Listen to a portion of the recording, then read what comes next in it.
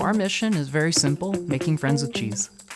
When I was 13 years old, my dad and my uncle decided on a whim to start an artisan cheese company.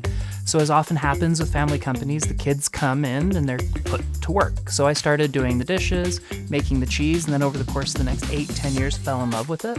And the rest is history. I chose to reroute my career and come work at the family company and pursue cheese.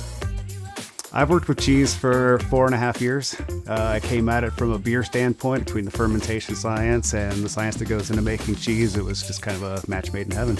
We have our phenomenal base cheese. This is a Utah original recipe that we call Promontory. We rub an organic, non-GMO oil on the outside of it and then rub our spices on the outside of that. So as the cheese ages, we'll put things like coffee or New Mexican hatch chilies in the rind and create these really bold, beautiful flavors. There's endless possibilities to what flavors you can add to our cheese, and that excites me.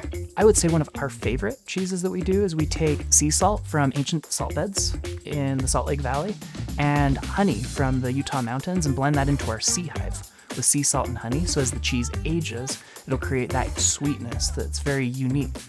Beehive Cheese actually put the rubbed rind cheese on the market, and that makes us special, I think. It's really created this massive market now for flavored cheeses.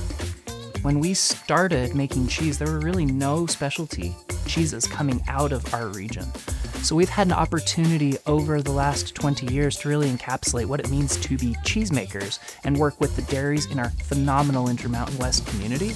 So anytime we develop a new recipe and a new flavor, we want to try and source as much of those ingredients locally as possible. And that just adds to the terroir of our cheese and keeping it hyper-local and makes it really special. I'd say what most people might not realize about American cheese is we're willing to listen and learn and appreciate beautiful things we already have, but we're not afraid to break a few rules and try new things. We're kind of the Wild West here in America, and we do some fun stuff, and it's still delicious, which leads into the future of U.S. cheese. Like, we're not going to stop.